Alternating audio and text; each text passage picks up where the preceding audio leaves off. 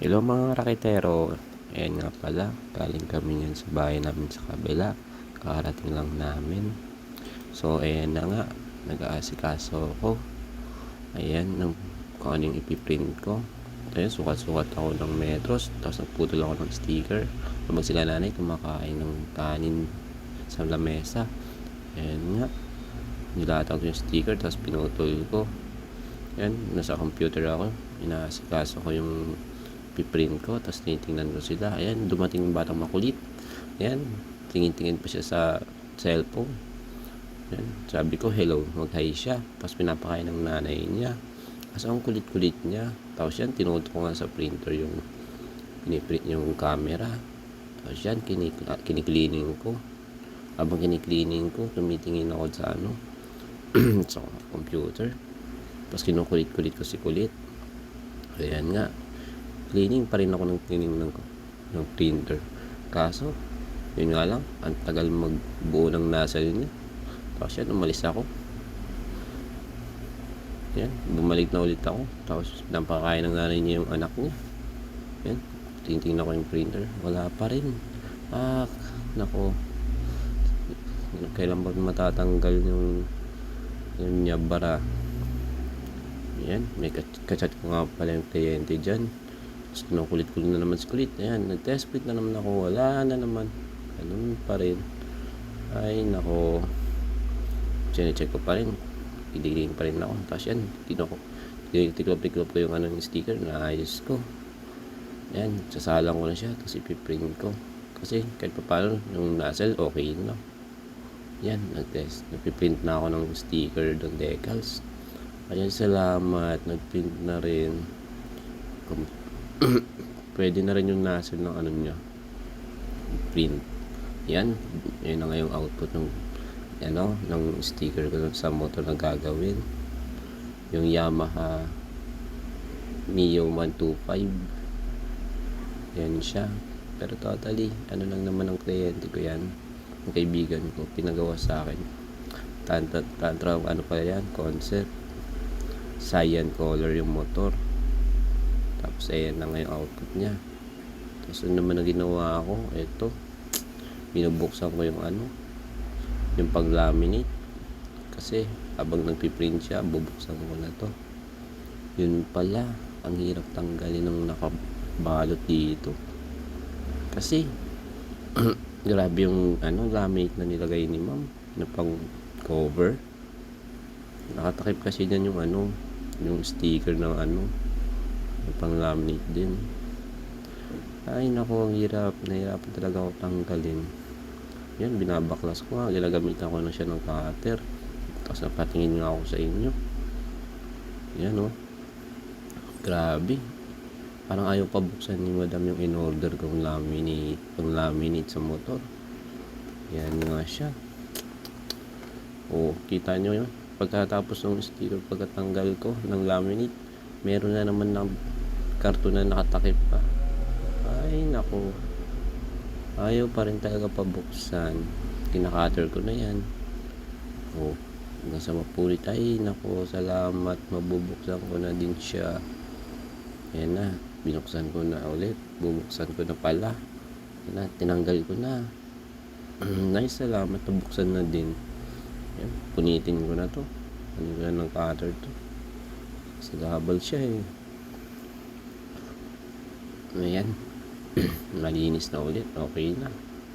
So, pwede na, pag nagamit ko siya, ilalagay ko na ulit dyan yung pang laminate.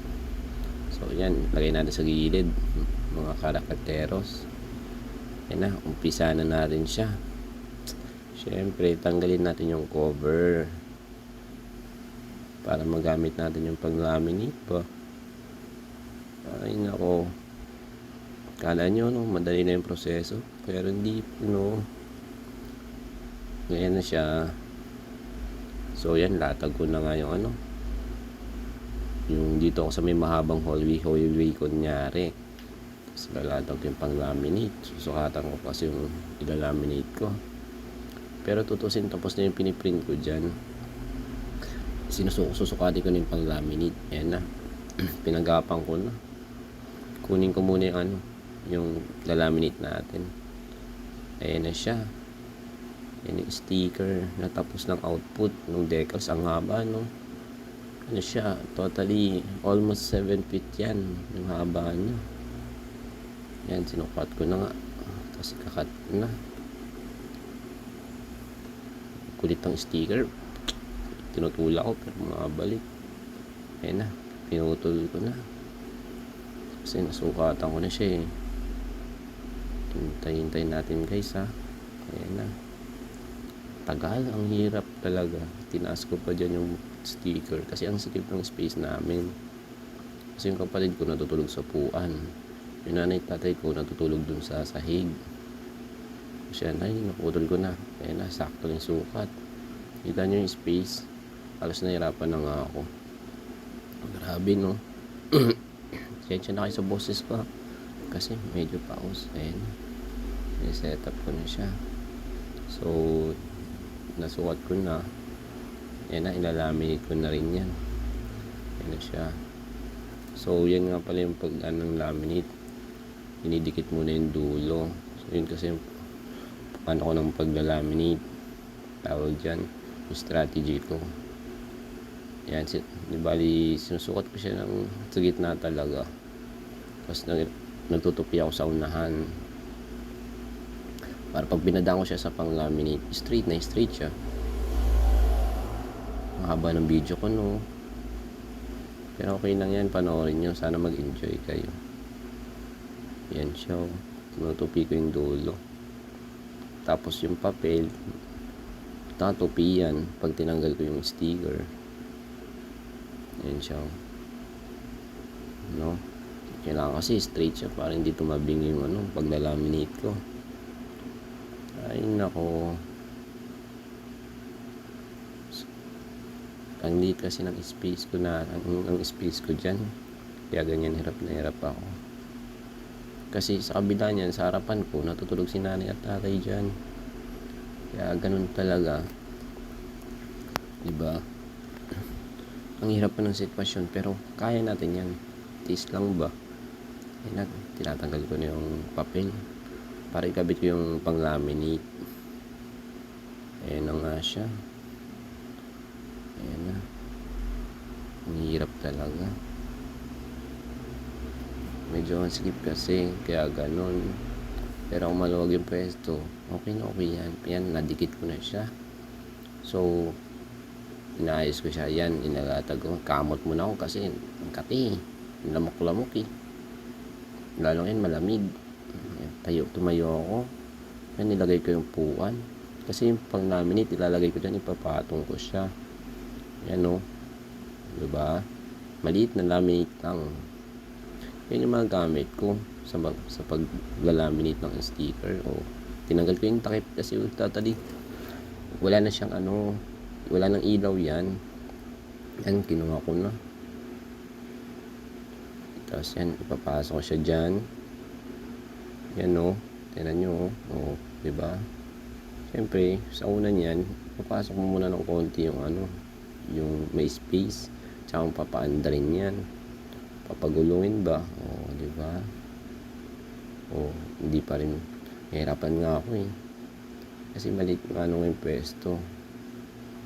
Yan o, papasok ko muna yung dulo niyan. Tapos pag okay na siya, pag pantay na, dire-diretso na yan. Ganyan siya, yung proseso. Kala nyo madali, no? Pero hindi, mahirap din yan. Kasi kailangan mong pantayin siya. Tapos yan, irorolyo ko yung niyan, yung pang-laminate.